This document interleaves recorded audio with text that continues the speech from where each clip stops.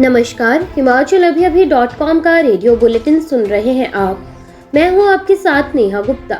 इस बुलेटिन में हम बात करेंगे प्रदेश भर की तमाम बड़ी खबरों के बारे में, लेकिन शुरुआत करेंगे मुख्य सुर्खियों के साथ। परिवहन विभाग की एक समीक्षा बैठक में बोले सीएम, एचआरटीसी बेड़े में शामिल होंगी इलेक्ट्रिक बसें।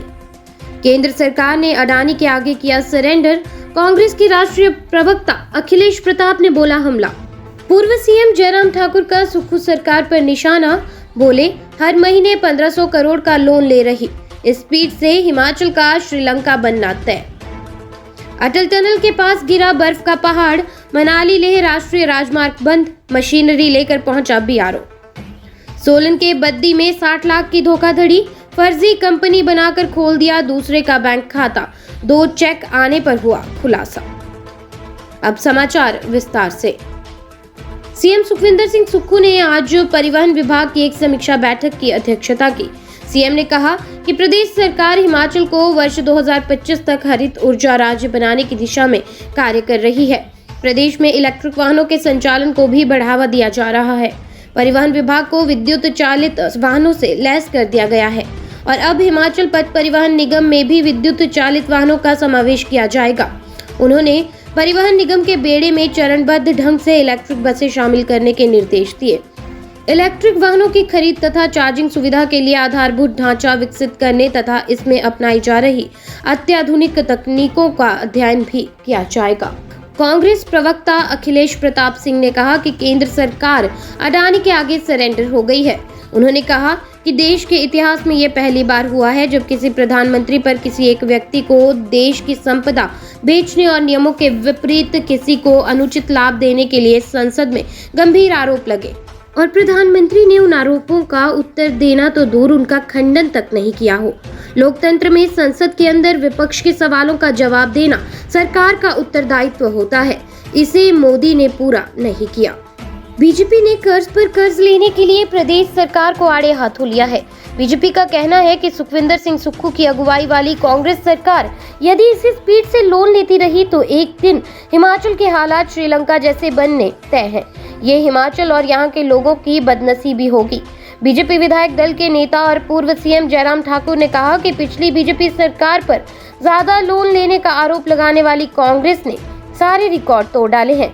सरकार ने 3 महीने के छोटे से कार्यकाल में ही 4500 करोड़ रुपए का कर्ज ले लिया है।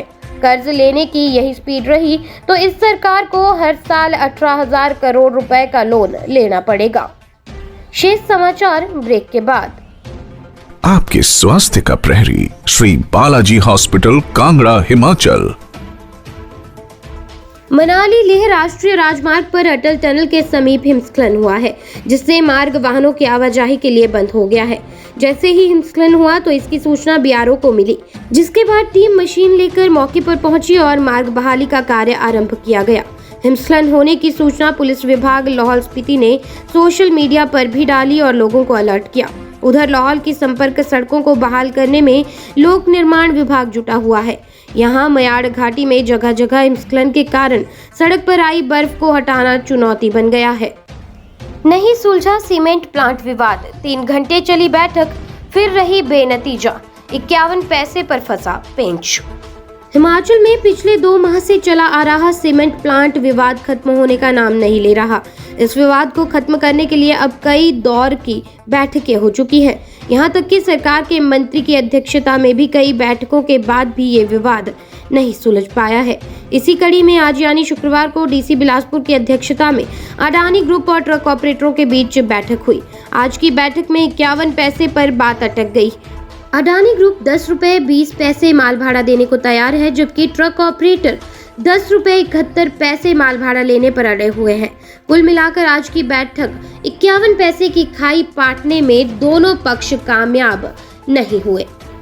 हिमाचल प्रदेश के सोलन जिले के बद्दी के झाड़ माजरी में एक निजी कंपनी के नाम पर फर्जी कंपनी बनाकर करीब 60 लाख की धोखाधड़ी की गई है। शातिर ने कंपनी के नाम पर बैंक में खाता खोल लिया। इसके बाद प्रॉपर्टी सेल के नाम पर लाखों रुपए खाते में जमा करा लिए, जिसकी जानकारी तब लगी जब उनके खाते में 5-5 लाख के 2 चेक आए। कंपनी संचालक ने अपने स्तर पर इसकी जांच कराई तो पता चला कि उनकी कंपनी के नाम पर एक फर्जी कंपनी खोली गई है जो गूगल पर शो हो रही है। फर्जी कंपनी ने बैंक में भी खाता खोल लिया है। इसके बाद कंपनी संचालकों ने पुलिस में मामला दर्ज करवाया। पुलिस ने फर्जी कंपनी के खाते को बंद करवा दिया है। रेडियो बुलेटिन में आज के लिए बस इतना ही। नमस्कार।